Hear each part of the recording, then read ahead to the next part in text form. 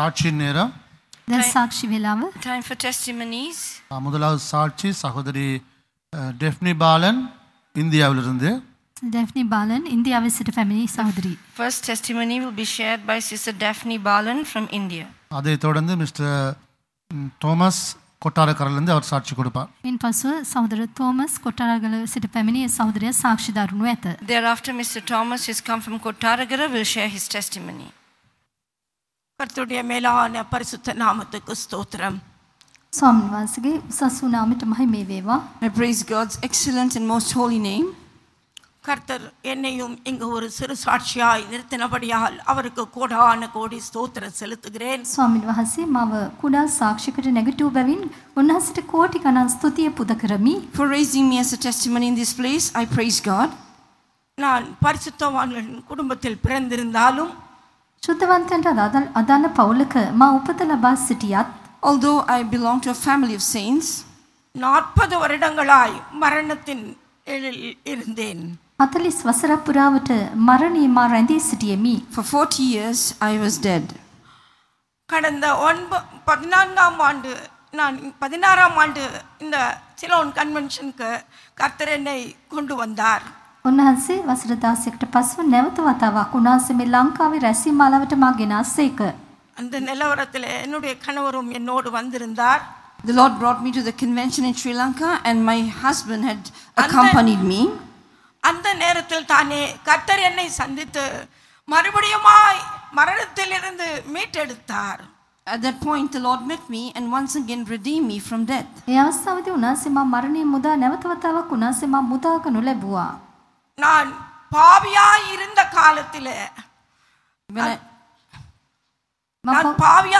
காலத்திலே கர்த்தரை மறந்து இருந்தேன். මා පව්කරුවෙකු සිටි කාලයේදී මා උන්වහන්සේව අමතක කර සිටියා. When I lived as a sinner, I had forgotten God. கர்த்தர் அநேக பரிசுத்தவான்களுடைய இளைப்பாறுதலை கெடுக்கும்படியா என்னுடைய ஸ்தானத்திலே சாத்தான் கிரியை செய்து கொண்டிருந்தான். මම ශුද්ධවන්තයන් නිවාඩුවට ගනු ලබන පිණිස සාතන් මා සිටි ස්ථානයේ ක්‍රියා කරමින් සිටියා. Satan was working mightily in the place where I was. கர்த்தர் என்னை சிலோன் கன்வென்ஷன்ல கொண்டு வந்து மறுபடியுமாய் பிறக்க வைத்த தயவுக்காய் கோடான கோடி நன்றி செலுத்துகிறேன். ලංකාවේ රැසී මාලාවට ගෙනවිත් උන්වහන්සේ නැවත වතාවක් මාව ජනිත කළ බැවින් උන්වහන්සේට ස්තුති කරමි. The Lord brought me once again to the Sri Lanka convention and the Lord renewed me and revived me and gave me new life. Therefore let's praise God. மனம் திரும்புகிற ஒரே பாவி நிமித்தம் பரலோகத்திலே தூதர்களும் இங்கே உள்ள பரிசுத்தவான்களும் எவ்வளவு மனமகிழ்ச்சியாய் இருக்கிறார்கள் என்பதை என் நிமித்தம் நான் உணர்ந்தேன். පසුතැවිලි වන එක පව්කාරයෙකු පිළිබඳව ස්වර්ග රාජ්‍යයේ දේවදූතයන්ද ශුද්ධවන්තයන්ද කොපමණ ප්‍රීතියට පත් වෙනවාද කියා මා පිළිබඳවම මා සිතුවෙමි. Through my own life I realize how heaven and the heavenly angels and the saints of God rejoice over one sinner that repents. கடந்த 9 வருடங்களாக පසුගිය වසර 9ක කාලයක පුරාවට for the past 9 years கர்த்தருக்குள் மனமகிழ்ச்சியோடு கர்த்தருக்குள் எவ்வளவு தூரம் பயணப்பட வேண்டுமோ அவ்வளவு தூரம் பயணப்பட்டு கொண்டிருக்கிறேன். ස්වාමීන් වහන්සේ තුල සිත් සතුටින් කොපමණ ගමන් කළ යුතුව තිබුණාද එපමණ දුරකට මා ගමනේ යෙදුණෙමි. I was able to go on this journey with the Lord with gladness and joy in my heart. இந்த வயதான 66வது வயதிலே கர்த்தர் என்னை மறுபடியுமாய் தெரிந்தெடுத்து அநேக ஆசீர்வாதங்களால் என்னை நிரப்பி என்னை ஒரு சண்டே கிளாஸ் வாத்தியாராக என்னை நியமித்திருக்கிறார். උන්වහන්සේ මේ වසර 66 වෙනි වසරේදී උන්වහන්සේ මා තෝරාගෙන ආශිර්වාද කරමින් ශුද්ධ ලිවිලි පාසල් ගුරුවරයෙකු වශයෙන් උන්වහන්සේ මාව පත් කර තිබෙනවා. I am old now, I'm 66 years old, but even now the Lord has chosen me and the Lord has filled me with many blessings and the Lord has also helped me to serve as a Sunday school teacher. கர்த்தர் என்னையும் இவ்வளவு தூரம் எடுப்பார், என்னை நிலைநிறுத்துவார், இன்னும் ஸ்திரப்படுத்துவார் என்ற விசுவாசத்தை கட்டி எழுப்ப உதவி செய்தார். ස්වාමීන් වහන්සේ මා පිටුව ස්ථිර කරමින් නැගිටවා සිටිනවා කියනවා. ඒ ඇතිහිල්ල උන්වහන්සේ මට ලබා දී තිබෙනවා. The Lord helped me to build up the faith that the Lord will surely perfect, establish and settle me. கர்த்தர் இவ்வளவு தூரம் திரும்பவுமாய் மறுபடியுமாய் இந்த சிலான் கன்வென்ஷன்ல கொண்டு வந்து அவருக்கு சாட்சியாய் நிறுத்தின தயவுக்காய் நன்றியோடு ஸ்தோத்திரிக்கிறேன். මේ පමණ දුරකට ගෙනවිත් මේ ලංකාවේ රැස්වීම මාලාවට උන්වහන්සේ මා ගෙනවිත් සාක්ෂියක් කොට නැගිටුව බැවින් මා උන්වහන්සේට ස්තුතිවන්ත වන්නෙමි. For bringing me all the way here to Sri Lanka and for raising me as a testimony here at this convention, I praise God. நான் மறுபடியுமாய் பிறந்ததை குறித்து உலகமெங்கிலும் போய் நான் சாட்சியாய் இருப்பேன் என்று கர்த்தருக்குள்ளே நான் ஒரு முடிவு எடுத்திருந்தேன். அதன்படி என்னை நடத்தினார். මා නැවත උපාධිය ලබා සිටින වගට මුළු ලෝක පුරාම ගොස් සාක්ෂියක් දරන වගට මා තීරණයකට අවසාන නිගමනයකට එළඹුනිමි. ඒ ආකාරයෙන්ම උන්වහන්සේ මා මඟ පෙන්වමින් සිටිනවා. I had made a decision that I would go all over the world and testify about my new birth, and the Lord has helped me to do so. கர்த்தர் என்னுடைய ஒவ்வொரு பாதையிலும் அவருடைய நாமத்தை மகிமைப்படுத்தும்படியாய் என்னை நடத்துகிற அநேக வழிகளை நினைக்கும் போது நான் மனமாற கர்த்தரை மகிழ்ந்து களி கூறிக்கொண்டிருக்கிறேன். උන්වහන්සේ තබන්ට සලස්වා තිබෙන හැම පියවරක් පිළිබඳව සිතා බලන විට මගේ සිත ප්‍රීතියෙන් මහත් වූ සතුටකට පත්වන්නේය. For all the ways where the Lord has been leading me in a way that I can glorify Him, and I think back on these ways, my heart is filled with gratitude and praises to Him. இந்த ஊரில் கண்டி என்ற இடத்தில் தான் என் தாயார் பிறந்திருந்தார்கள். මගේ මව මහනුවර නැමැති ස්ථානයේ මෙහිදී උපත ලබා සිටියා. My mother was born in Sri Lanka in a city called Kandy. அந்த ஊரை பார்ப்பதற்காக நாங்கள் சகோதரிகள் 7 பேர், அதில் 2 பேர் வர முடியவில்லை. இப்போது 5 பேராக வந்து இருக்கிறோம்.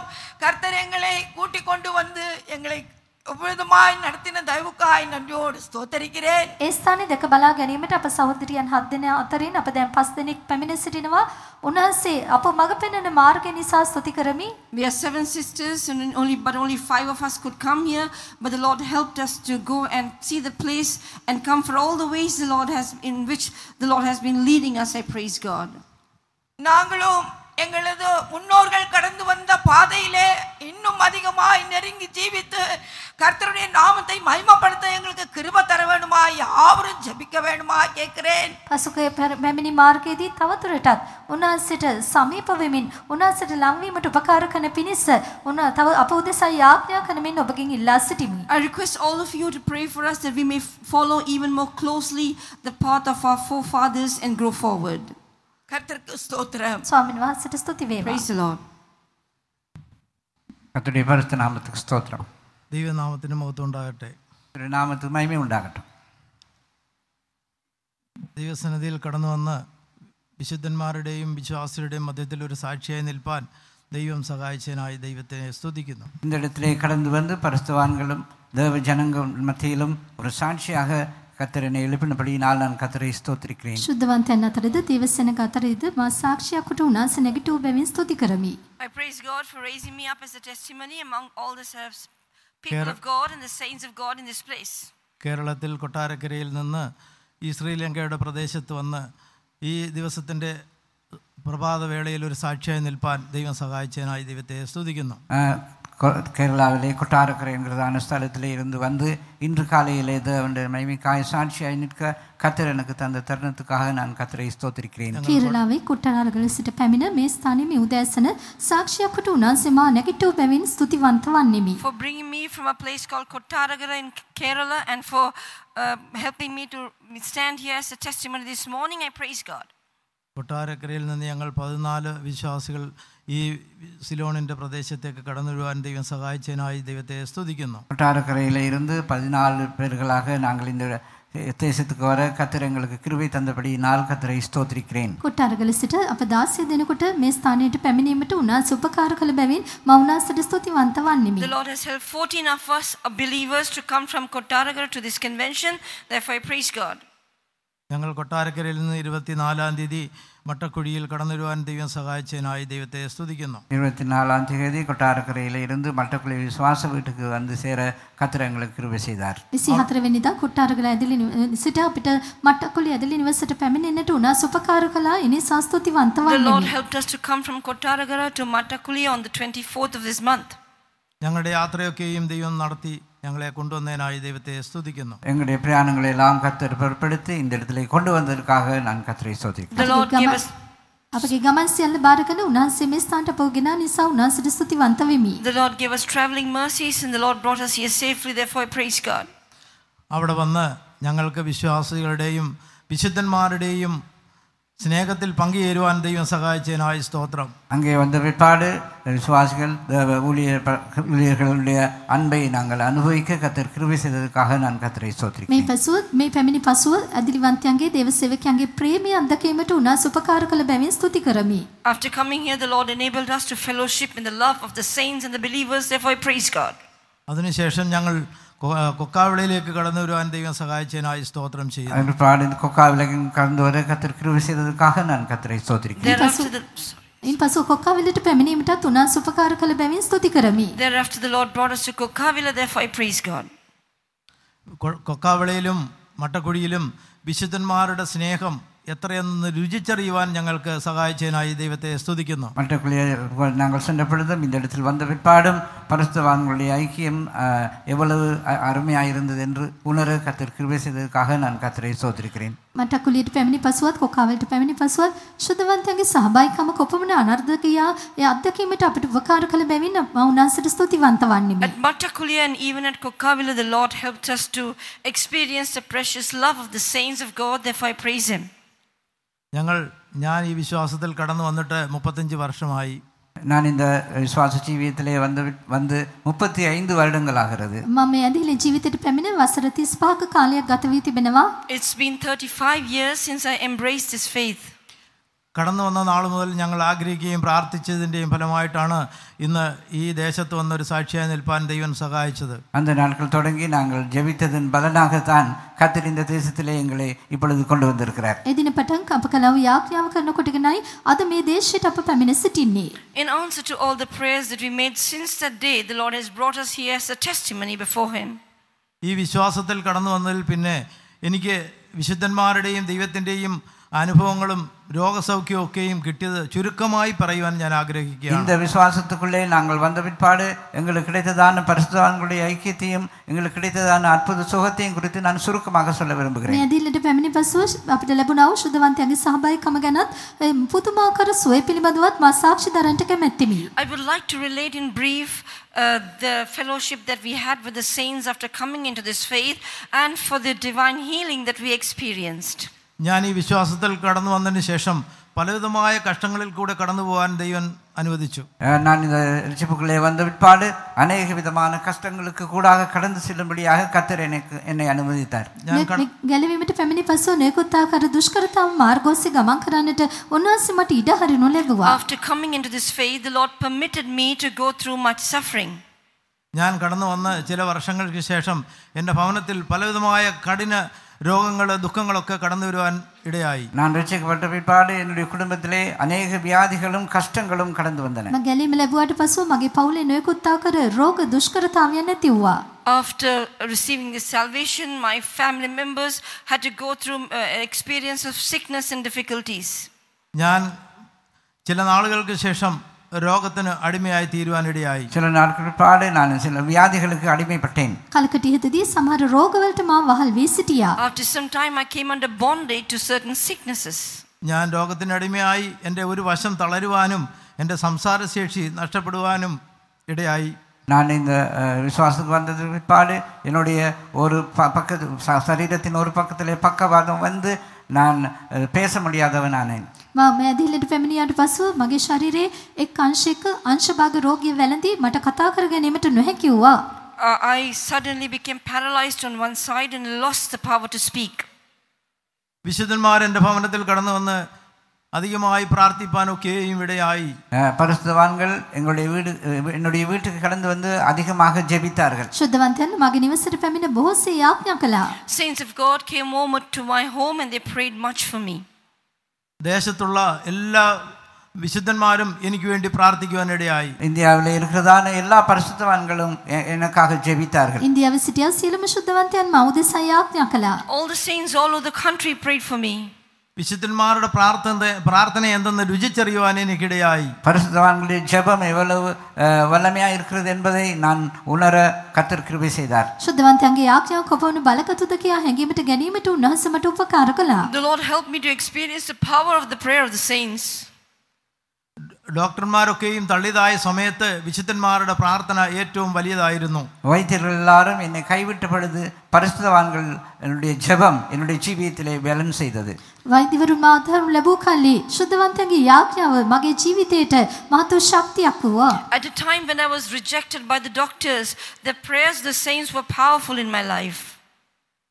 ഞാൻ ചെറിയ എഴുന്നേൽക്കുവാനും സംസാരിക്കുവാനും ഒക്കെയും തുടങ്ങുവാനിടയായി. நான் மெதுவாக எழுந்திருக்கவும் பேசவும் ஆரம்பித்தேன். මම හිමින් නැගිටින්නටත් කතා කරන්නටත් ආරම්භ කළා. Gradually I was able to stand up and I was able to speak.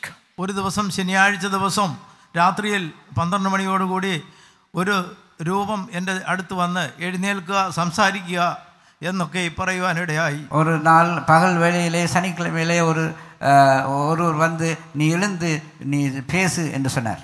එක්තරා දවසක සෙනසුරාදා දවසේ දිවා භාගේ පැමිණ යම් එක්තරා හැඩයක් එක රූපයක් පැමිණ ඔබ නැගිටින්න කතා කරන්න කියා කියනු ලැබුවා. One Saturday morning I felt someone coming near me and telling me to rise and talk. അങ്ങനെ ഞാൻ എഴുന്നേൽക്കുകയും സംസാരിക്കുകയൊക്കെയും ചെയ്തു. പിറ്റേ ദിവസം പെയ്തോമിൽ കടന്നു പോകാനൊക്കെയും ദൈവം സഹായിച്ചു. அப்பொழுது நான் எழுந்து பேச ஆரம்பித்தேன். அடுத்த நாள் தானே நான் விசுவாச வீட்டுக்கு சென்றேன். ඊට පසු මම නැගිට කතා කරන්නට ආරම්භ කළා. පසු දවසේම මම ඇතිලේ නිවසට ගියෙමි. Immediately I was able to stand up and I was able to talk, and the very next day I went to the faith home. ഇതൊക്കെയും ചെയ്തത് എന്നെ സഭയോട് അടുപ്പിക്കുവാനും വിശുദ്ധന്മാരോട് ചേരുവാനും ആകുന്നു എന്ന് ഞാൻ രുചിച്ചറിയുവാൻ ഇടയായി. இந்த காரியங்கள் எல்லாம் என்னுடைய ஜீவியத்திலே சம்பவித்தது. என்னுடைய பரிசுத்தவான்களோடு ஐக்கியப்படும்படியாகவும் இந்த சபையிலே உறுதியாகும்படியாகவும் கர்த்தர் செய்த காரியங்கள் என்று நான் அறிந்து கொள்கிறேன். මගේ ජීවිතයේ මේ දේවල් සිදුවීම ශුද්ධවන්තයන්ගේ සහභාගීකමේ මා තවදුරටත් රැඳී සිටින පිණිසත් සභාවේ මා ස්ථිරව රැඳී සිටින පිණිසත් සිදුවා කියා මා විශ්වාස කරමි. I realized that all these things came to pass in my life, that I may be strengthened in the fellowship of the saints and may be established in this church. അന്നു മുതൽ ഇന്ന് വരെയും ഞാൻ വിശുദ്ധന്മാരുടെയും ആരാധന സ്ഥലങ്ങളെയും ഒക്കെയും അവരുടെ അനുഗ്രഹങ്ങളെ തേടി ഞാൻ പോകുന്നുണ്ടായിരുന്നു. அந்த நாள் தொடங்கி இந்த நாள் வரைக்கும் பரிசுத்தவான்களை ஐக்கியத்தையும் இந்த சபையின் ஆராதனைகளையும் நான் தேடி நாடி ஓடுகிறவனாக இருக்கிறேன். එවක් පටන් මේ දිනේ දක්වා ශුද්ධවන්තයන්ගේ සහභාගීකම හා සභාවේ සවැත්තෙනව නමස්කාර මෙහෙයන් මා සොයා දිව යන තත්වයකටපත් වුනිමි. And since that day I became a person who followed after the saints and who wanted to attend all the worship services of this church. ദൈവം എനിക്ക് ചെയ്ത നന്മയെക്കുറിച്ച് ഞാൻ പലയിടങ്ങളിലും പോയി സാക്ഷിപ്പാനൊക്കെയും ദൈവം എന്നെ സഹായിച്ചു. கர்த்தர் எனக்கு செய்ததான நன்மைகளை குறித்து பல இடங்களிலும் சென்று நான் சாட்சி சொல்லும்படியாக கர்த்தர் எனக்கு உதவி செய்தார். උන්වහන්සේ මට කළා යහපත පිළිබඳව විවිධ ස්ථානවලට ගොස් සාක්ෂි දැරීමට උන්වහන්සේ මට උපකාර කරනු ලැබුසේක. The Lord has helped me to go to various places and testify of all the good things the Lord has done in my life. ഞങ്ങൾ ഇവിടെ കടന്നു വന്ന് ഒരു അപ്പൻ മക്കൾക്ക് ചെയ്യുന്നതിൽ അപ്പുറമായിട്ടാണ് ഇവിടുത്തെ വിശുദ്ധന്മാരും വിശ്വാസികളും ഞങ്ങളെ സ്വീകരിച്ചതും ഞങ്ങളെ കൈക്കൊണ്ടതെന്നും ഒക്കെയും പറയുവാൻ തരമില്ല. ஆனால் நீங்கள் இந்த இடத்துக்கு வந்த பிற்பாடு ஒரு தகப்பன் ஒரு மகனை ஏற்றுக்கொள்வதற்கும் அதிகமாக பரிசுத்தவான்கள் தேவ ஜனங்கள் எங்களை ஏற்றுக்கொண்டு எங்களுக்கு நன்மை செய்தார்கள். මේ ස්ථානට පැමිණි පසු පියෙකු තම පුත්‍රයව පිළිගන්නා ලෙසින් මේ ස්ථානයේ සිටින උසනග ශුද්ධවන්තයන් අප බොහෝසේ ප්‍රේමයෙන් අප පිළිගනු ලැබුවා. After coming over here, we were welcomed as a father would care for his son, and we were welcomed by the saints of God and all the believers. ഞങ്ങൾ ഇവിടെ കടന്നു വന്ന് പിറ്റേ ദിവസം ഞങ്ങൾക്കൊരു ദുഃഖത്തിന്റെ അനുഭവം ഉണ്ടാകുവാനിടയായി. இந்த இடத்துக்கு வந்த தேசத்துக்கு வந்த பிற்பாடு அடுத்த நாள் ஒரு துக்கத்துக்குரியதான காரியம் சம்பவித்தது. මේ දේශයට පැමිණි පසුව ඊළඟ දවසේදී දුක්බර දෙයක් සිදු වුණා. A sad incident took place the very next day after we came here. ഞങ്ങളുടെ സഭാ ശുശ്രൂഷകൻ അവിടെ സൗഖ്യമില്ലാതെ കഴിയുന്നു എന്ന് അറിയുവാനിടയായി. எங்களுடைய ஊழியக்காரர் சகோதரன் எங்களுடைய சபையிலே அவர் வியாதியாய் கஷ்டப்படுகிறார் என்று கேள்விப்பட்டோம். අපගේ සභාවේ සිටින දේවසේවක සහෝදරයා රෝගාතුරව රෝග වේදනාවෙන් අසිරු තත්වයකට පත්වී සිටින බව මට දැනගන්නට ලැබුණා. We got to know that the servant of God in charge of our church has fallen sick. ഞാൻ ആ സമയം മട്ടക്കുടിയിലെ സെൻട്രൽ പാസ്റ്ററെ കാണുകയും അദ്ദേഹത്തോട് പറയുകയും അദ്ദേഹം പല നിമിഷങ്ങൾ പല സമയം അതിനുവേണ്ടി ഇവിടെ ഇരുന്ന് എൻ്റെ കൂടെ പ്രാർത്ഥിക്കുകയൊക്കെയും ചെയ്തു. அங்கே இருந்ததான நம்முடைய உத்தரவாதமாக இருக்கிறதான பாஸ்டர் அவரிடத்திலே நான் இதை சொன்ன பொழுது அவர் அதிக நேரம் என்னோடு சேர்ந்து அவருக்காக ஜெபித்தார். ඒ ස්ථානයේ සිටියා බාර පාස්ටර්තුමාට මේ පිළිබඳව මා කී විට මා සමග එක්කාසු ඒ පාස්ටර් බොහෝ වෙලාවක් ඔහු පිළිබඳව යාඥා කළා. When I conveyed this message to the pastor at Matakulia, he prayed with me for him for some time. ഞാൻ അതിനുശേഷം സഹോദരങ്ങളുടെ അടുത്ത് കടന്നു ചെല്ലുമ്പോൾ ഒരു മെസ്സേജ് വരുന്നു, പ്രിയപ്പെട്ട ദൈവദാസന് സൗഖ്യം കിട്ടി എന്ന് പറയുവാനിടയായി. அங்கே இருந்து என்னுடைய சகோதரன் அறைக்கு நான் சென்ற பொழுது கேள்விப்பட்டேன், இப்பொழுது சகோதரர் அந்த ஊழியக்கார சகோதரர் சுகமாகி இருக்கிறார் என்று. මා සිටිනා මගේ සහෝදරයාගෙන් දුරකථන ඇමතුමක්දී අසන විට ඔහු පවසනු ලැබුවා ඒ සිටිනා මේ රෝගාතුර සේවකයා සනීපෙන් සිටින වග.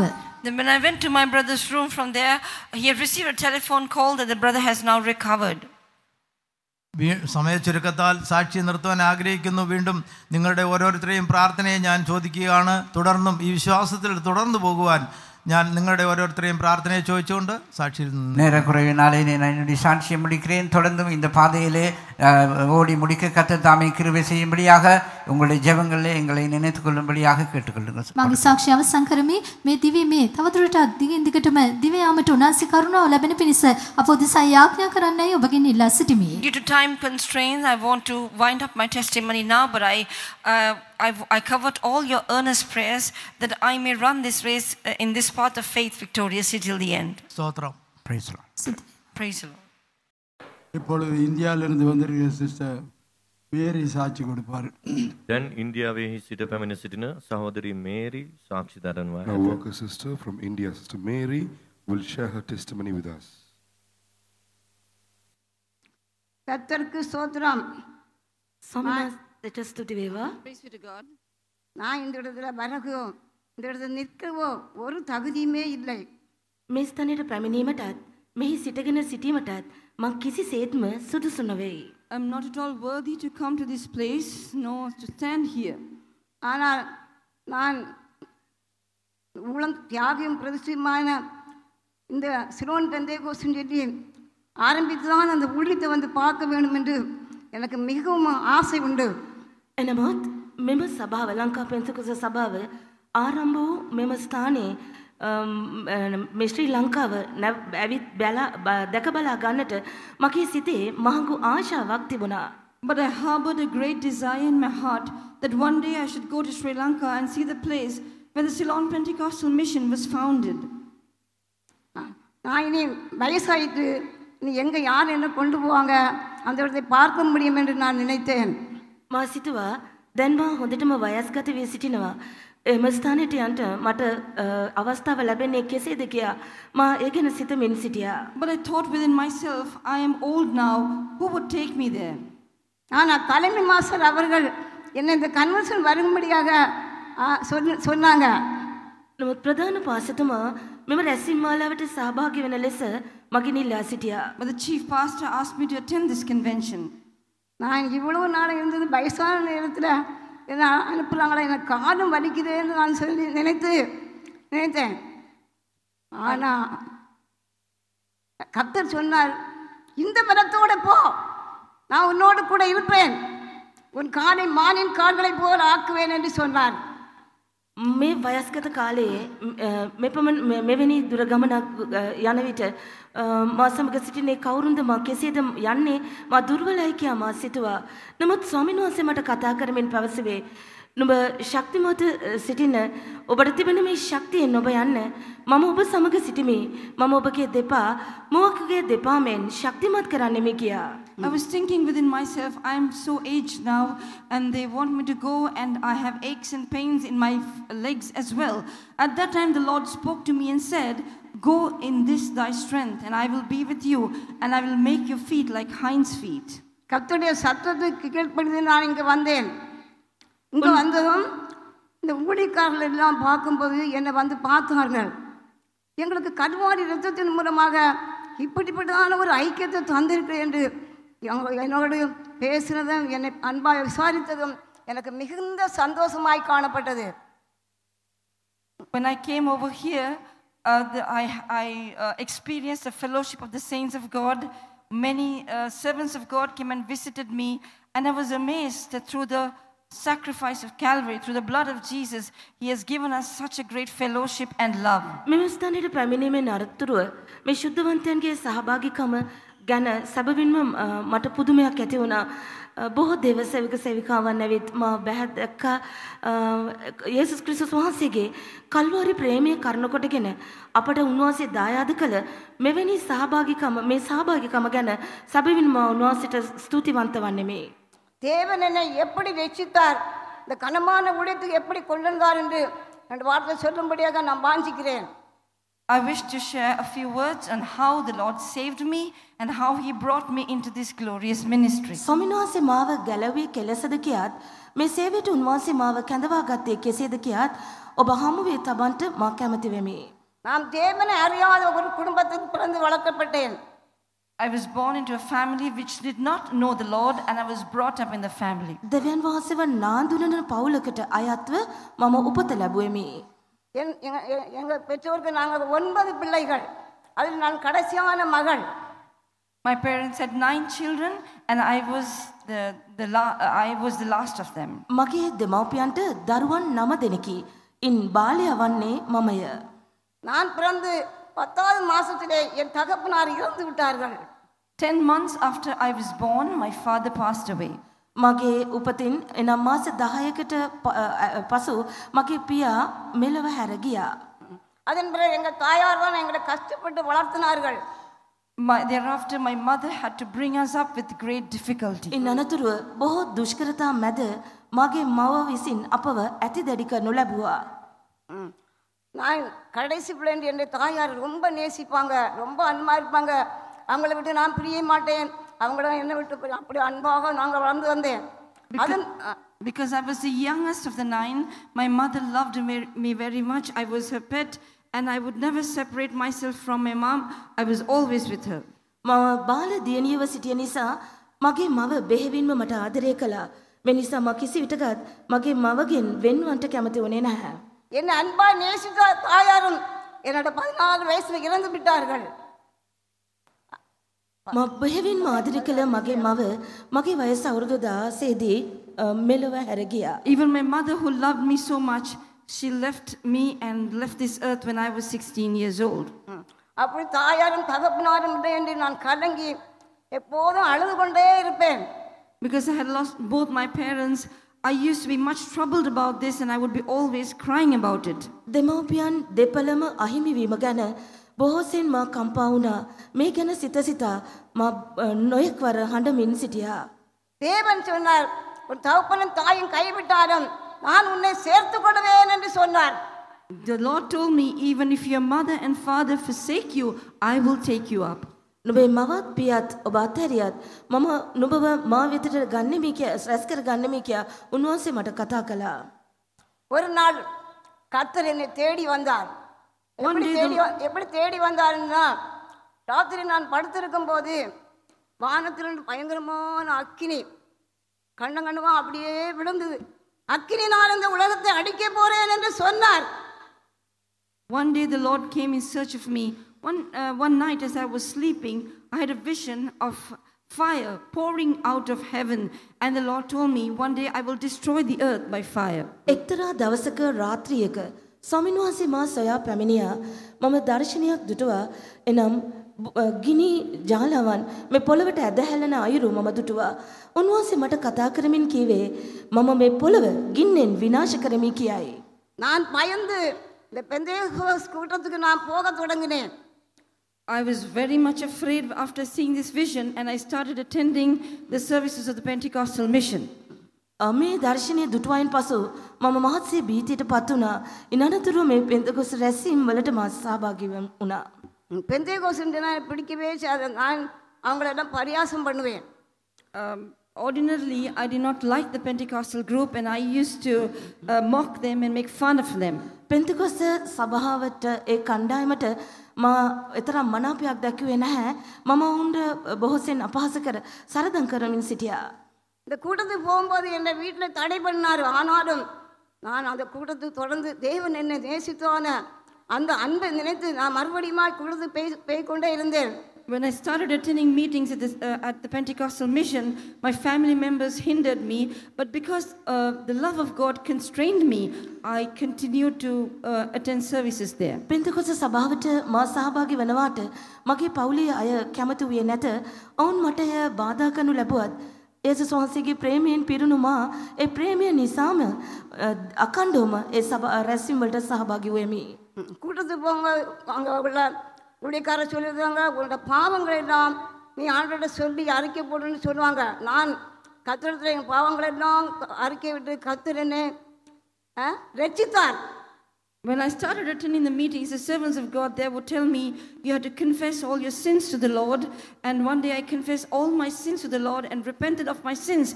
And the Lord saved me that day. නොකඩවා රැසීමට සහභාගී වන අතරවාරේ දේව සේවක සහෝදරිය මා අමතා පැවසුවේ ඔබේ පාප සියල්ලක්ම උන්වහන්සේට කියා සිටින්න කියයි. ඒ ආකාරයෙන් මම මගේ සියලුම පාප උන්වහන්සේට කියා සිටීමේ උන්වහන්සේ මට මේ ගැලවීම එදින උදා කර දුන්සේක. 1976 வருஷத்தில் நான் ஞானஸ்நானம் பெற்றுக்கொண்டேன். In the year 1970, I obeyed the word of God in the waters of baptism. 1970 වන වසරේදී මා වතුර බෞතිස්මයට කීකරුවෙමි. அதே வருஷத்திலே பரிசுத்தாவின் அபிஷேகத்தையும் பெற்றுக்கொண்டேன். The same year I was baptized with the Holy Spirit. එම වසරේදීම ශුද්ධාත්ම ආලේපයත් මා ලබා ගත්තෙමි. அதே வருஷத்துல கர்த்தர் என்னை ஊழியத்துக்கு என்று அழைத்தார். And the same year the Lord called me for this ministry. එම වසරේම උන්වහන්සේ මේ සේවය සඳහාත් මාව කැඳවුසේක. அப்போது எனக்கு 16 வயசு. I was just 16 years old at that time. එවකට මගේ වයස අවුරුදු 16ක් පමණි.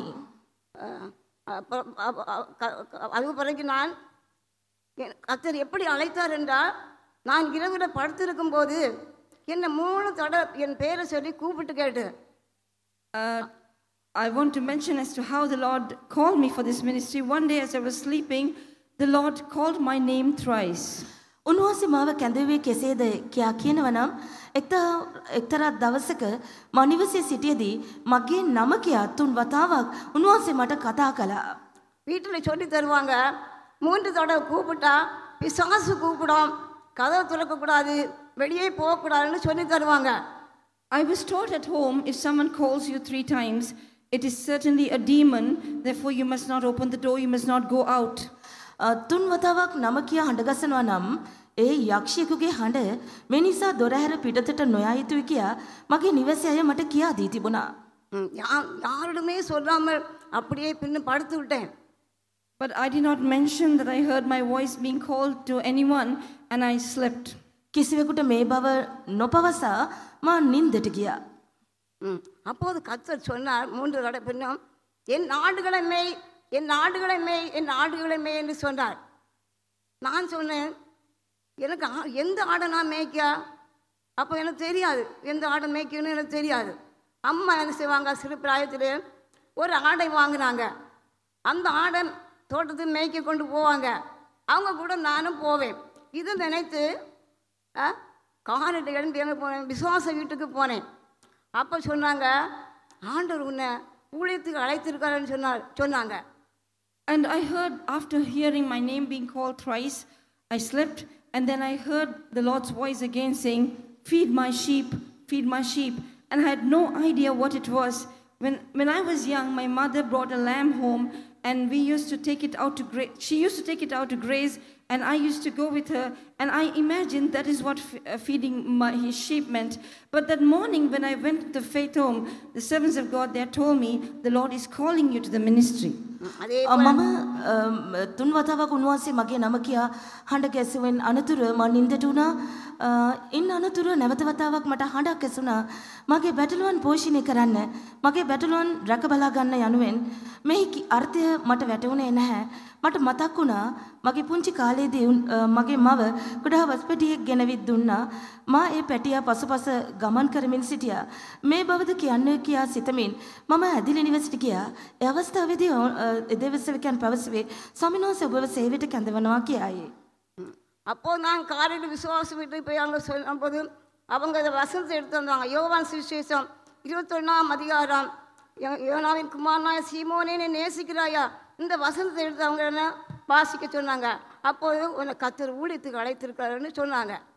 When I went to the faith room in the morning and explained this to them, the servants of God there took this scripture verse from John chapter 21, which says, Simon, son of Jonas, lovest thou me more than these? Feed my sheep.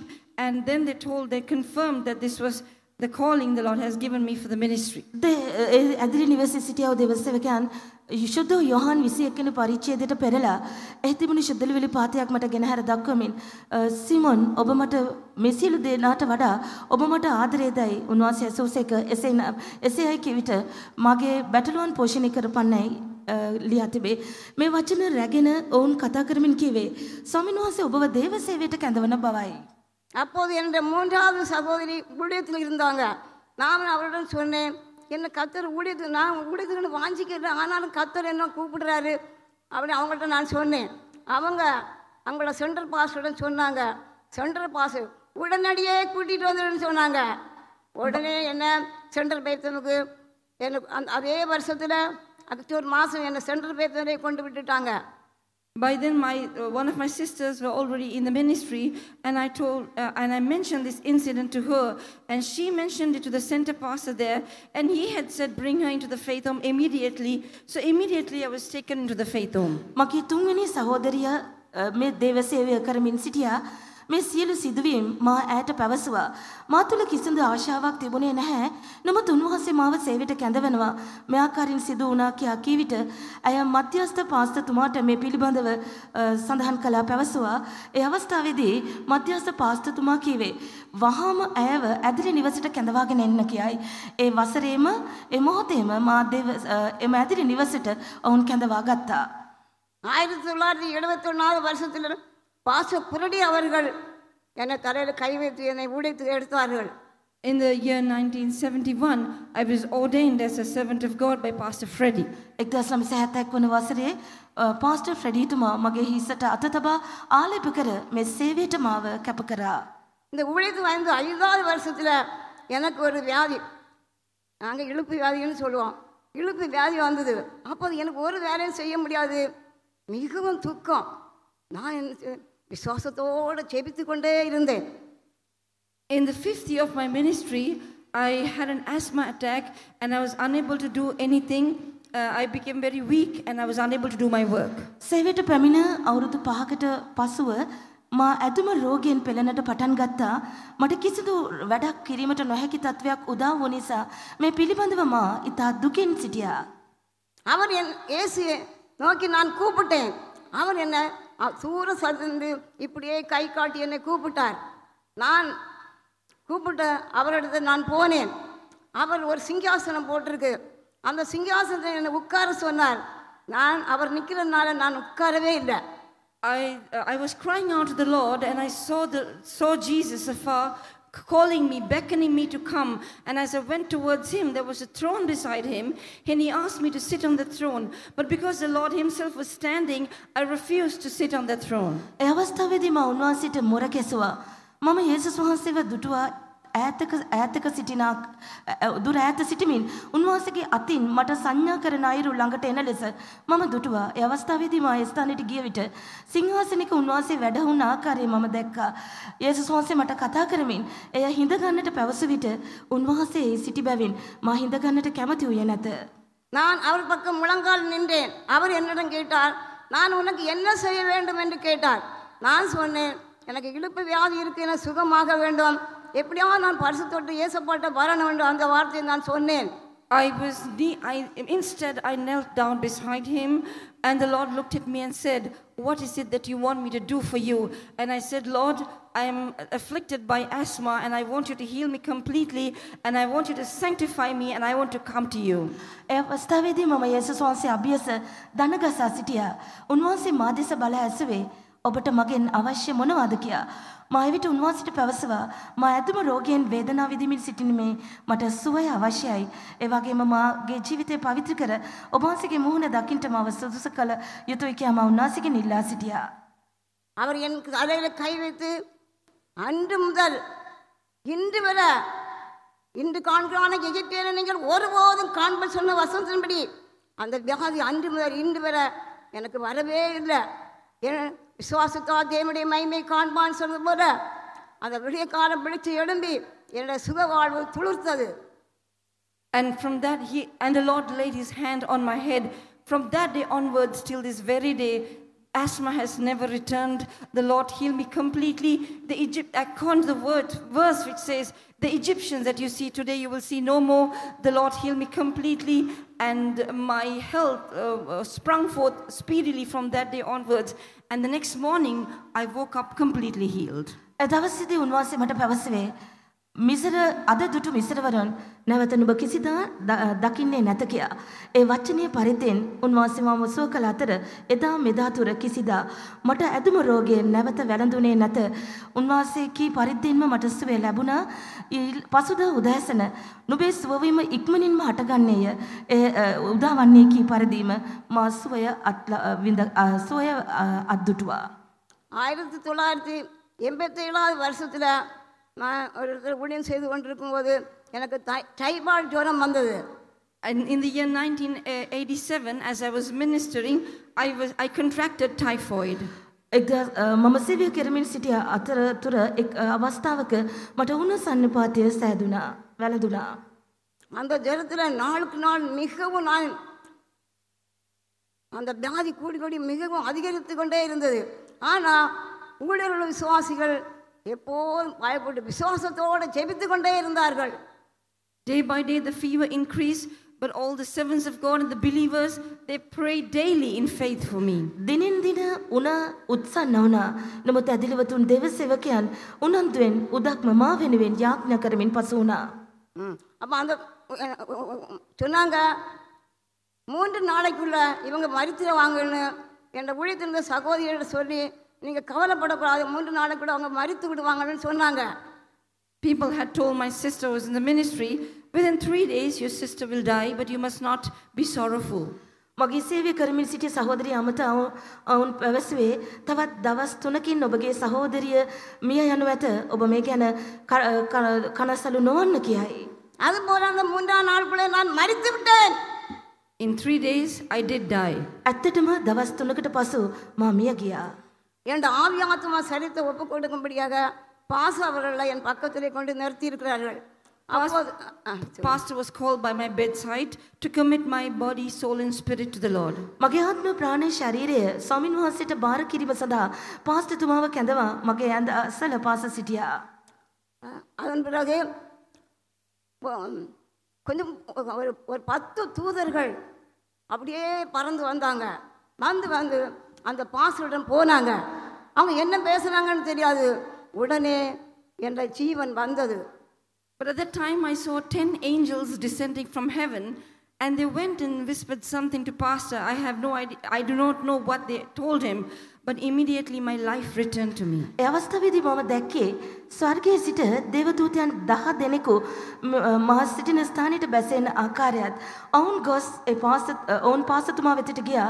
ගොස් කුමක් කතා කළාදයි මා දන්නේ නැහැ. නමුත් ඒ මොහොතේම මගේ ජීවනය මා වෙතට පැමිණුණා.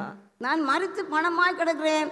ஆனாலும் ஜெபத்தை விட விசுவாசத்தோட ஊழியர்கள் விசுவாசிகள் ஜெபித்து கொண்டே இருக்கிறார்கள். I was a dead corpse, but the servants of God and the believers who were praying for me, they did not stop praying. In faith, they continued to pray. මා මැරි මාගේ මෘත ශරීරයේම ස්ථානයේ තිබුණා. නමුත් දේව සේවකයන් සහ ඇදිලිවතුන් ඇදහිල්ලෙන් මා උදෙසා යාඥා කරමින්ම සිටියා. துரிதங்களை அதிகாரிகள் வந்து கொண்டு வெடியரங்கமான கோலமாகி சிலுவையில் வெற்றி சேர்ந்த இயேசு மரணத்துக்கு அதிகாரியாகிய பிசாச தம்முடைய மரத்தினாலே அடித்துப்பட்டதான இயேசு அந்த பிசாசை வெட்கப்படுத்தி கர்த்தர் எனக்கு ஜீவனை கொடுத்தார். The Lord who put to open shame the principalities and powers and spoiled them and made a show of them, openly triumphing over them in it. And the Lord who destroyed Satan, who is the author of death, he gave me victory over death, and he helped me to recover completely. අධිපතින්ද බලය ලද්දන්ද උන්වහන්සේ ප්‍රසිද්ධියේ කුරුස්සේ යනගසා ලැජ්ජාවට පත්කර උන් බල නැතිකොට මරණයේ අධිපතිය වන යක්ෂයාව උන්වහන්සේ තමන් වාසයේ මරණය කරුණු කොටගෙන විනාශ කර ජයගත් වූ තැනන් වහන්සේ මරුණු මට යලි ජීවනය ලබා දුන්සේක. அதன் பிறகு நான் நாகர்கோவிலையும் தூத்துக்குடியிலையும் சேலத்திலையும் இப்போது கோயம்புத்தூர் சென்று நான் ஊழியம் செய்து வருகிறேன். கர்த்தர் எனக்கு எண்ணுக்கடங்காத நன்மைகளை செய்தபடினால் நான் கர்த்தரை நன்றியோடு ஸ்தோத்திரிக்கிறேன். Thereafter, I served in Nagarkoil and Salem, and now I'm serving in Coimbatore. And throughout all these years, the Lord has been doing innumerable good things in my life. And for all those good things, I praise the Lord. නාගකෝවිල ඇතුළු තවත් ස්ථාන කීපයක මා සේවය කළෙමි. දැනට මා කොයම්බතූර් වල සේවය කරමින් සිටිමි. ஒரு நாள் பைத்தம்பளை இருக்கும்போது எங்களுக்கு அரிசி சோறே கிடைக்காது. அங்கே சோளமும் கம்பம் தான் கிடைக்கும். அது சாப்பிட்டு பழக்கம் இல்லை. ஒரு நாள் அந்த கம்பம் புல்ல பிடிச்சி சமைக்கும்படியாக என்ன பிடிக்க வைப்பாங்க, எனக்கு தெரியாது. வெளியில் வச்சது நாய் தூக்கி கொண்டு போயிட்டு. I served this, during the initial days of our ministry. We had to go through difficulties, and we would, in one place they did not eat rice and curry. They ate corn and some kind of leaves. And one day, as I was about to prepare the food, a dog came and took the food away. සේවය ආරම්භක කාලයේදී විවිධාකාර දුෂ්කරතා මැද අප ගමන් කළා. ඒ අවස්ථා ඒ ස්ථානයේ බත් සහ ව්‍යංජන කැමට පුරුදු සිටියේ නැහැ. ඒ ස්ථානයේ ආහාරයට ගැනීම සඳහා ආහාර ද්‍රව්‍ය තිබුණා. නමුත් හදිසියෙන්ම බල්ලෙකු පැමිණ ඒ සියල්ල ඩැහැගෙන ගොස් තිබුණා. அந்த பசியோட நான் விசிட்டிங் போனேன். விசிட்டிங் போகும்போது பேசி கொண்டு இருக்கும்போது நான் சொல்லுவேன், எசப்பா அந்த அம்மாட்ட கொஞ்சம் சோறு தர சொல்லுங்கப்பா. அப்படியே சிரிப்பேன். ஆனால் சில அம்மா மாதிரி என்ன பார்த்துட்டு என்ன சொல்லுவாங்க, சோறு கொடுப்பாங்க, சில கொடுக்க மாட்டாங்க. அப்படி பசியோடு வருவோம். ஆனாலும் ஒரு துக்கமோ ஒரு முறுமுறுப்போ அப்படி நாங்கள் விசுவாசம் விட்டுட மகிழ்ச்சியாக இருந்தோம். So that day I had no food to eat, and I had to go visiting, and I was hungry. And on the way I was speaking to the Lord and saying, will one of these mothers in these houses give us food? Sometimes we will not get food, but we would never murmur. We would never be unhappy or sad about it. We will always be rejoicing as we serve the Lord those days. ඒ දවසේ අපට කන්නට කැම තිබුණේ නැහැ. කුසගින්නේ පසුවෙන්ට සිදු වුණා. දිලිවතුන් බැහැදකීමට යාමට සිදු වුණා. ඒ අවස්ථාවේදී මා උන්වහන්සේට යාඥා කරමින් කිව්වේ, ස්වාමිනී යන්න වූ නිවෙස්වල මවරුන්ට කියන්න, මවකට කියන්න අපට ආහාර ස්වල්පයක් ලබා දෙන්න කියා. නමුත් සමහර අවස්ථාවල අපට කිසිම දෙයක් ලැබෙන්නේ නැහැ. කුසගින්නේම පසු වෙන්නට සිද්ධ වුණා. එසේ නමුත් ඇදිලි නිවස තුල මේ අඩුපාඩු ගැන කෙඳිරිලි හඬක් හෝ දුකක් හෝ ඇතිුනේ නැත. ප්‍රීතියෙන් අපි සේවය කළා. ஒரு கிறிஸ்மஸ் நாளில் எங்களுக்கு சாப்பிட்றது ஒன்றுமே கிடைக்காது. அப்போது நம்ம விசுவாச வீட்டில் ஒரு பனைமரம் இருந்தது. அந்த மரத்தில் பனம்பழம் இருந்தது. அது ஒவ்வொரு நாளும் ஒவ்வொரு பழம் விழும். அதை என்ன செய்வோம், அதை அடுப்பில் போட்டு சுட்டு சாப்பிட்றதுக்கு அது தீக்கண்டம் இருக்காது. அந்த தோட்டத்தில் உள்ளதான இலைகளெல்லாம் பிறக்கி அதை போட்டு அந்த பனம்பழத்தை சுட்டு அப்படியே வெட்டி வெட்டி சாப்பிட்டு இருக்கும்போது one day it was Christmas day and we didn't have food in the faith home, but there was a palmyra tree by it, and it sometimes the fruit used to fall, so we used to take the fruit and we used to roast the fruit and we used to eat it. අපට ආහාර තිබුණේ නැතත් එම ස්ථානයේ තල් අප සිටිය ස්ථානයේ තල් ගසක් තිබුණා. දවසකට එක ගෙඩියක් එම ගසෙන් වැටෙනවා. ඒ ගෙඩිය රැගෙන ගින්දරේ දමා පුලස්සා තවත් කොළ වර්ගයක් හා සමග අපි ආහාරයට ගන්නවා. அந்த விசுவாச வீட்டு பக்கமாக ஒரு சன்னியாசி ஐயா போனார். நம்ம வீடு கடந்து அவங்களுக்கு ஜெப வீடு இருக்கு. அவங்க அந்த பேத்தம் பக்கத்தில் வரும்பா ஏசு சொன்னாராம், இந்த அப்போ ஓலகட்ட ஓலை தான் இருக்கும். அது பாம்பெல்லாம் தக்காளி விழுந்து ஓலை விழும். அப்படி அந்த ஓலைக்கொட்டையில் தான் இருந்தோம். அந்த சன்னியாசியோட ஆண்ட சொல்லியிருக்கிறாரு, இந்த ஓலைக்கொட்டையில் 2 அம்மாமார் இருக்காங்க, அவங்க பசியோடு இருக்கிறாங்க, சாப்பாடு இல்லாமல் இருக்கிறாங்க, நீ உன்னுடைய சாப்பாடை கொண்டு அவங்களுக்கு கொண்டு கொடுன்னு சொன்னாராம். So during those days we used to live in thatched houses. Sometimes snakes used to drop from the roof of those of the homes in which we lived. And on that particular day, a hermit, an ascetic, he was walking by the faith home, and he told us that Jesus had told him, there are 2 sisters in this house, in this thatched house. You go to the house and you give your meal to them because they are hungry. අප කුසගිනේ පසු වෙන දවසක අපි සිටියව ස්ථානයේ අපේ එනිවස පොල්ලතු සෙවලිකලාව කුඩා පැල්පතක්ව තිබුණා. ඒ ස්ථානයේ රහවසිකු ගමන් කරමින් සිටියා.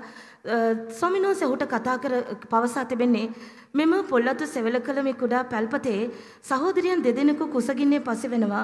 එබැවින් ඔබගේ ආහාරය ගොස් ඔවුන්ට දෙන්නයි කියයි.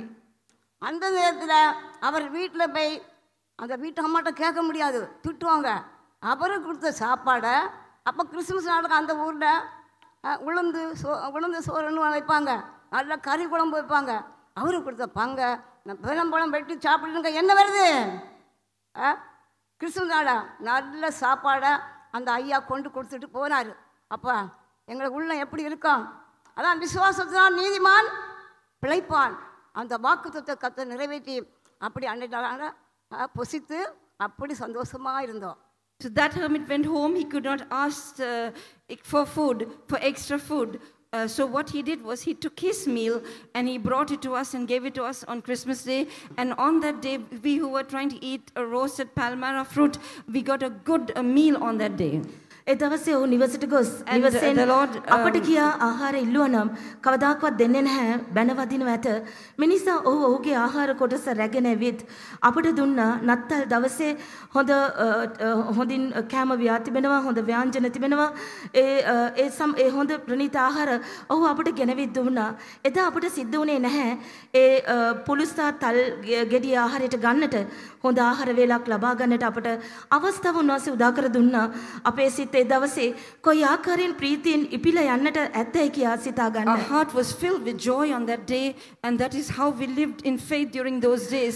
As it is said, the just shall live by faith. මෙනිසා තමයි කියන්නේ ධර්මිෂ්ඨයා ඇදහිල්ලෙන් ජීවත් වේ කියා ඒ අත්දැකීම ඒ දවසේ අපට ලැබුණා. இன்னொரு விசுவாச வீட்டில் இருக்கும்போது அங்கே சரியாக சாப்பாடு கிடைக்கல. அப்போது அங்கே ஒரு விசுவாசி அம்மா சுகம் இல்லாமல் வந்தாங்க.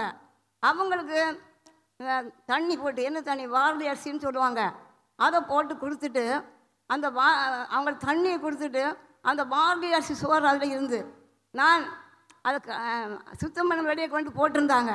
நான் என்ன செய்தேன், அங்கே இங்குமா ஆள் இருக்கான்னு பார்த்து பசியினால் அந்த வாரதி அரிசி அவ்வளோ எடுத்து சாப்பிட்டேன்.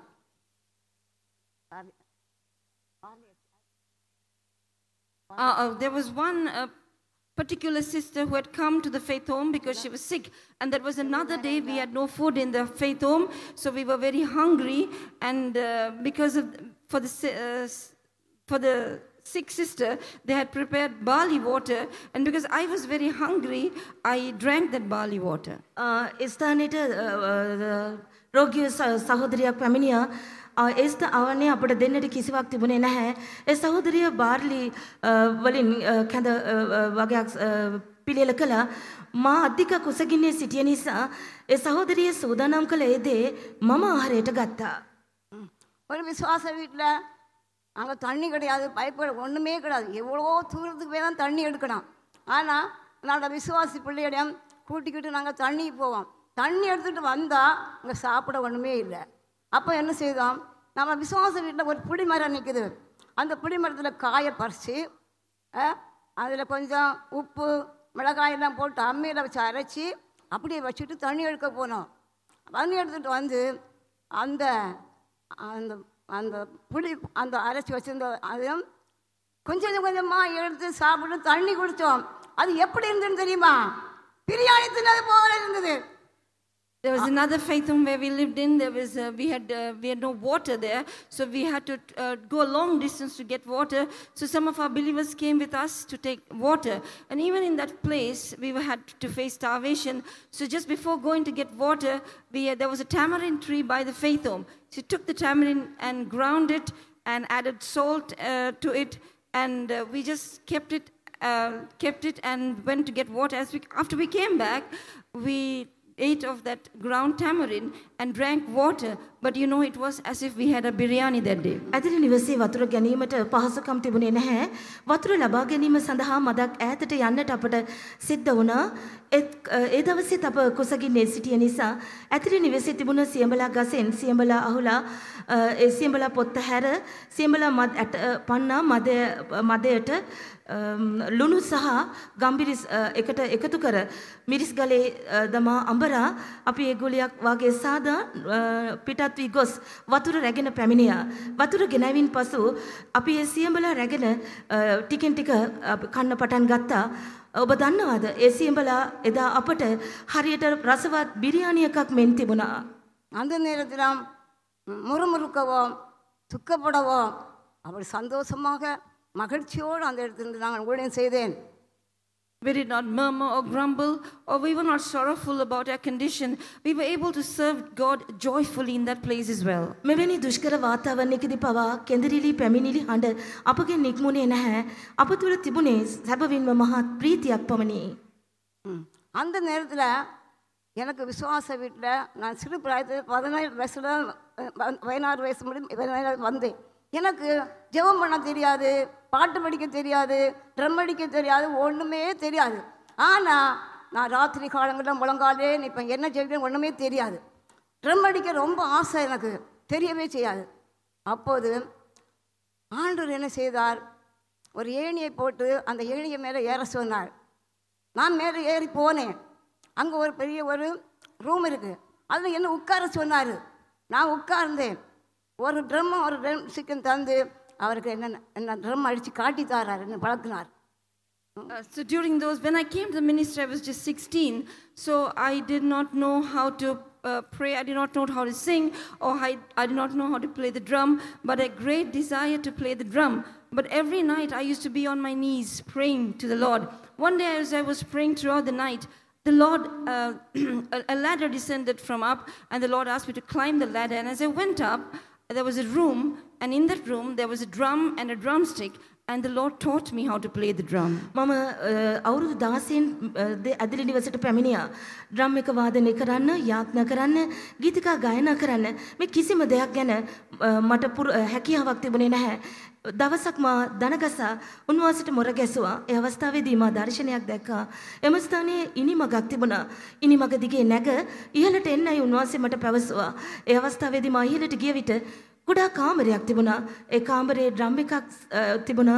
උන්වහන්සේම ඩ්‍රම් එක වාදනය කරන්නේ කෙසේදයි මට පෙන්වා උගන්වා දුන්නා. இன்றைக்கு நான் நல்லா ட்ரம் அடிப்பேன். Even today I can play the drum very well. අදටත් මට පුළුවන් හොඳින් ඩ්‍රම් එක වාදනය කරන්න. ஒரு நாள் கறி சாப்பிட ரொம்ப ஆசை. அப்போ ஏசப்பா கறி தாருங்கன்னு கேட்டு நாங்கள் விசிட்டிங் போயிட்டு வந்தோம். கறி தாங்க. அப்போது வாசலில் வந்ததும் ஒரு பெரிய குயில் அப்படியே வந்து விழுந்தது. உடனே பிடித்து என்ன செய்தான், அதை வெட்டி குழந்தை வச்சு என்ன செய்தாச்சு, சாப்பிட்டாச்சு. பார்த்தீங்களா? One day I had a desire to eat meat because we don't get meat to eat, and I was thinking to myself, how good it would be if we could eat meat today. As we were coming home, there was a particular fowl which had fallen on the doorstep of our faith home, and we were able to cook and we were able to have meat that day. මස් ව්‍යංජන අපට ලැබෙන්නේ නැති නිසා දවසක් මට මස් කෑමට ආශාවක් ඇති වුණා. ස්වාමිනේ මස් ව්‍යංජනයක් අපටත් මටත් ලබා දෙන්නයි මම උන්වහන්සේගෙන් ඉල්ලා සිටියා. ඒ අවස්ථාවේදී ආහාරයට ගන්න පුළුවන් කුරුල්ලක හදිසියෙන්ම ඇදිලි නිවසේදී වැටුණා. අපි උයා ඒ දවසේදී ඒ මස් ඒ ආහාරයට ගත්තා. ஒரு நாள் விசிட்டிங் போகும்போது பஸ்ஸில் போகும்போது பஸ்ஸும் 2 பஸ்ஸும் ரொம்ப மோதி நான் பின்னால் சீட்டில் இருந்த என்ன முன்னால் சீட் அப்படியே தூக்கி இருந்தது. One day as we were going visiting, our bus collided with another bus. There was a crash, and I was right at the back of the bus. I was thrown to the front. දිනක ඇදිලිවතුන් සම්මුඛ වීමට bus රථයෙන් ගමන් කළ අතර bus රථ දෙකක් එකට එක ගැටීම හේතුවෙන් පිටුපස පෙළේ අසුන්ගෙන සිටි මාව ඉදිරියට තල්ලු වී ඇද වැටුණා. அந்த பஸ்ஸில் இருந்தான ஆட்கள் அந்த கண்ணாடி எல்லாம் உடஞ்சி ரோட்டில் அநேக பேர் விழுந்து எல்லாரும் தூக்கி கொண்டு போனாங்க. ஆனால் கர்த்தர் எங்களுக்கு ஒரு ஆபத்து இல்லை. எதனால? மடியிலெல்லாம் காக்கும்படிக்கு தூதரில் கட்டளை எடுக்கிறேன்னு சொன்ன தேவன். அப்படி தான் செபிச்சுட்டு போவோம். கர்த்தர் தூதரில் கொண்டு காவல் பண்ணி ஒரு ஆபத்து நாங்கள் பஸ்ஸை விட்டு இறங்கும் போது நீங்களும் இந்த வசதியாக இருந்தீங்கன்னு அந்த பிரஜாதிகள் எல்லாம் எங்களை கண்டு என்ன செய்தாங்க.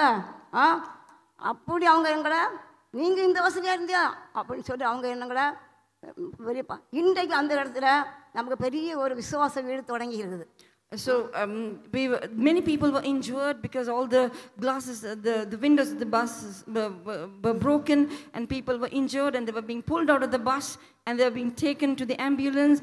But at that time, none of us were harmed in any way. As we were getting out of the bus, people who surrounded the bus asked us, "Were you also in this bus?" And they were so amazed. And today we have a faith home in that very place. අනතුරට ලක්වූ bus රථයේ ජනේල වීදුරු කැඩි බිඳී ගොස් බොහෝ දෙනා පිටතට විසවි අනතුරු වලට ලක් වුණා. නමුත් ඒ බස් රථයේ සිටි මා කිසිදු අනතුරක් නැතුව ආරක්ෂා වුණා. කෙසේද? මාර්ගයේදී නුඹ ආරක්ෂා කරන පිණිස සෝකේ දූතයන්ට නුඹ ගැන අන දෙනසේකයි කියා තිබෙන පරිදි ස්වාමීන් වහන්සේ මාව ආරක්ෂා කළා. බස් රථින් පිටතට එන මාතුටු ඔවුන් සියල්ලෝ ඇසුවේ ඔබත් මේ බස් රථයේ සිටියාද කියා ඒ තරමට උන්වහන්සේ මාව ආරක්ෂා කර තිබුණා. இப்படியாக விசுவாசத்தினாலே எனக்கு கர்த்தர் எவ்வளோ அற்புதத்தை செய்தார், நிறைய அற்புதத்தை செய்தார். அதுபோல நீங்களும் என்ன செய்யணும்? என்ன வந்தாலும் விசுவாசத்தை விட்டு வழி போகக்கூடாது. அந்த நம்ம எல்லாரும் பேர் விசுவாச வீரர்களாக இருக்கணும். விசுவாசத்தினால் அநேக அற்புதங்களை கர்த்தர் செய்வார். அப்படி ஒவ்வொருவரும் ஜீவிக்கணும். அது மாத்திரமில்லை, நான் இந்த உலகத்தில் பிறந்து என்னை வயசு தெரிஞ்சதில் என்னோட சரீரத்தில் நான் ஒரு ஊசி போட்டிருப்பது கிடையாது, ஒரு மருந்து குடிச்சிட்டு கிடையாது, ஒரு மாத்திரை எப்படி இருக்குன்னு தெரியவே செய்யாது. அப்படி நான் விசுவாசத்தில் இவ்வளோ நாள் எனக்கு ஜீவிக்க கர்த்தர் உதவி செய்தார். விசுவாசத்தில் எத்தனையோ அற்புதங்களை கர்த்தர் எனக்கு செய்தார். இன்னும் நான் எனக்கு கொடுக்கப்பட்ட நாட்கள் எல்லாம் கர்த்தருக்கு நான் நன்றியாக இருந்து அநேகர் சாட்சியாக இருந்து கொடுக்கப்பட்டதான ஊழியங்களை செய்து எப்படியாவது சியோனாய் காணப்படான். அதை நான் கேட்டு என்னுடைய சாட்சியை முடிக்கிறேன். In this manner, the Lord has led me through marvelous ways. The Lord has done many wonders and miracles in my life through faith. Whatever happens, we must not lose our faith. Even you too can experience many miracles from the Lord through faith. And I would also like to mention another thing. From the day I was saved till this very day, I have not taken any medication. Not a single injection has been injected into my body. And the Lord has kept me thus far in good health. And we need to run this race by faith. And I even now, I want to be faithful to the Lord. I want to be faithful to the ministries the Lord has given me and finish my race victoriously. අනතුරට ලක්ව ස්ථානයේ අද ඇදලි නිවසක් ආරම්භ කර තිබෙනවා. මේ අයුරින් උන්වහන්සේ මගේ ජීවිතයේ මේ දක්වා පුදුම හාස්කම් කරමින් ප්‍රාත්‍යහාරයන් කරමින් මඟ පෙන්වමින් පැමිණෙනවා. ඇදහිල්ල තුලින් කරන්ට නොහැකි කිසිවක් නැත. ඔබ කුමන දේ සිද්ධ වුණත් ඇදහිල්ලෙන් මුලාව නොයන්න, ඇදහිල්ලෙන් ධෛර්යමත්ව ශක්තිමත්ව සිටින්න උන්වහන්සේ බොහෝ දේ ඔබේ ජීවිතේත් කරනු ඇත. ඔබට කියන්න තවත් දෙයක් මට ඇත. එනම් මා ගැලීම ලැබූ දා පටන් මේ දවස දක්වා මා කිසිදු බෙහෙතක් භාවිතා කර නැත, එන්නතක් භාවිතා කර නැත. බෙහෙත් පෙත්තක් යන්න කුමක්දයි මා දන්නේද නැත. උන්වහන්සේ මේ දක්වා මට නිරෝගී සෞඛ්‍ය සම්පන්න භාවය ලබා දී තිබෙනවා. ජීවිතයේ ඉතිරි කොටස උන්වහන්සේ මට ලබා දෙන ඒ ජීවිත කාලයත් අවසාන මොහොත දක්වා මේ ඇදහිල්ල ස්ථිරව සිට උන්වහන්සේට සාක්ෂියක්ව සිට විශ්වාසවන්තව මේ දිවීම දුවන්ට උන්වහන්සේ මට උපකාර කරනවා ඇත. Hallelujah.